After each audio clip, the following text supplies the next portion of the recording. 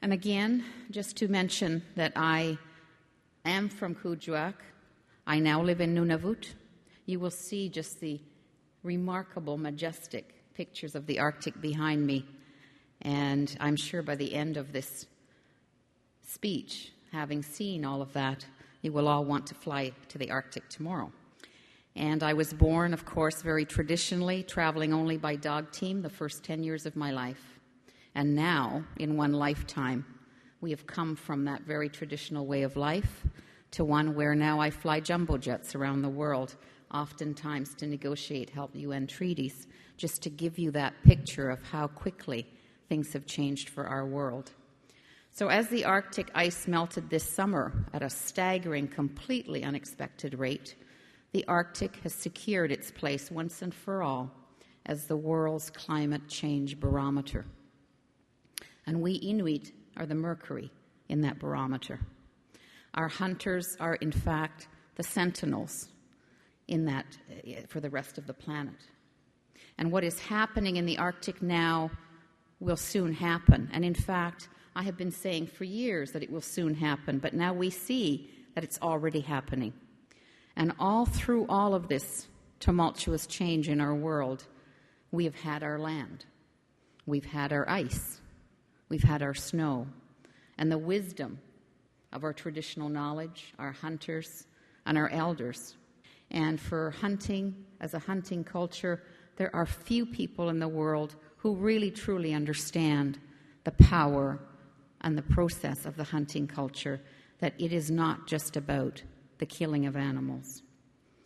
The process of the hunt and the eating of our country food personifies what it really means to be Inuit.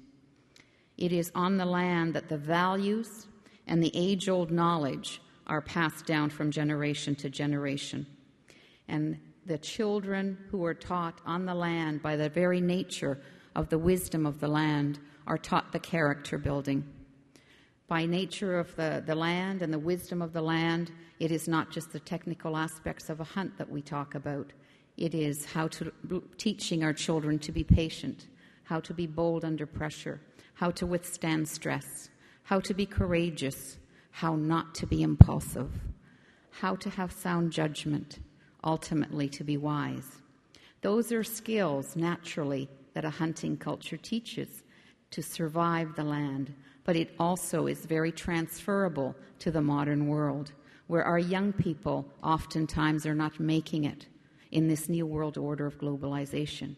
We are known to have the highest suicide rates in North America. We are now trying to recognize what has happened to us in our world, and we are trying to address this issue for our children and the future of what they will hold for them. So when you talk about climate change and you hear about it in the Arctic, don't just think ice. Don't just think polar bears. Think about the young people that we are trying to gain back that grounding, that wisdom for them, and what the hunting culture offers to young people for the opportunities and the challenges of life. That's what this issue is about for us. And in the North, climate change affects virtually every facet of Inuit life. Already we're having difficulty adapting to changes as a result of climate change. Our hunters are now rerouting themselves where they used to be able to go very safely and quickly to certain areas. We have lost lives as a result of it because of the melting glaciers that have now turned streams into torrent rivers. But the Arctic Climate Impact Assessment foresees a time well within the lifetime of my own 10-year-old grandson when environmental change will be so great that we will have a great deal of difficulty maintaining our hunting culture as we know it today. So global warming, climatic changes do become the ultimate threat to Inuit culture and to our survival as an Indigenous people. There's some wise people in Oslo that have recently hinted that climate change is now indeed more than an issue of environment. It is indeed a matter of peace.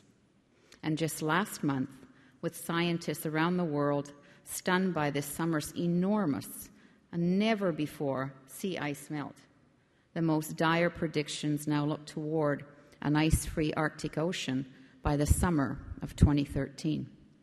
That's not very far from now. And despite the incredible urgency of the situation, states and our international institutions have not yet mounted an adequate response. And I ask you this question: how would you respond if an international assessment concluded that your age-old culture and economy could very well be doomed?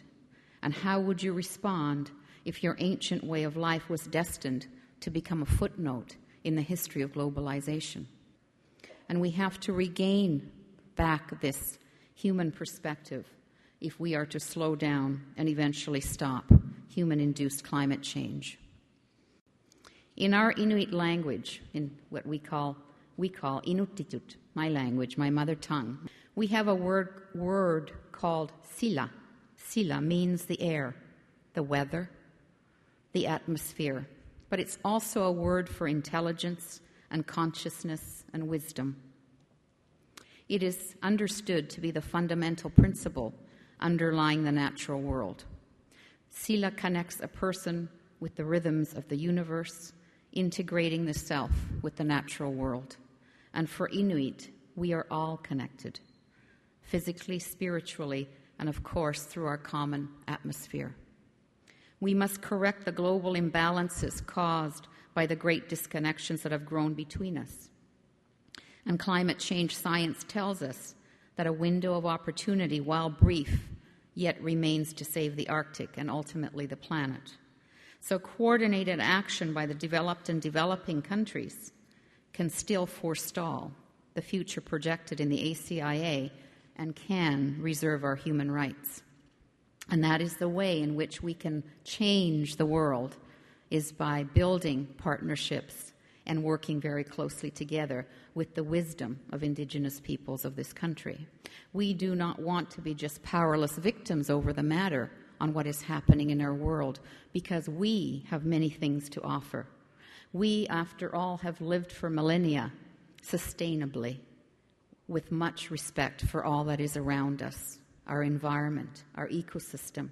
We have yet to deplete any species of our animals. I believe that 2007 will be known as the year our climate changed, the year we accepted our common problem, and together committed ourselves to the common solutions that you will be all discussing in the coming days.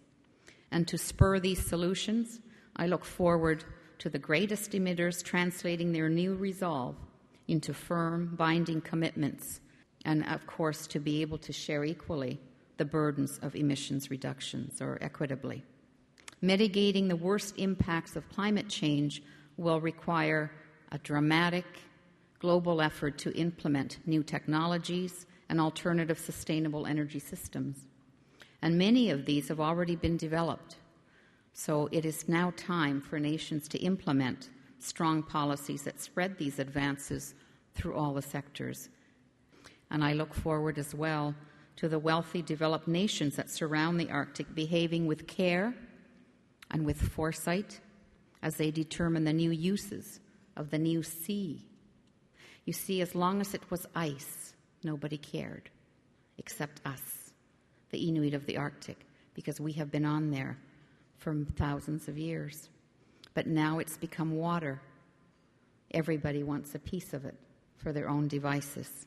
You can well imagine how worried we are as to what will happen now. So let us make the peaceful, cooperative, sustainable management of the Arctic a model for the globe, a shining example at the top of the world of how nations can overcome their differences and share our world's precious renewable resources. Let us take opportunities like this to remind ourselves of our shared humanity. The ice has its own warmth, has its own purpose in this huge world of ours, and let's try to keep the Arctic as cold as possible. We will not only guard it for ourselves, but for the rest of the world. Merci beaucoup. Thank you very much.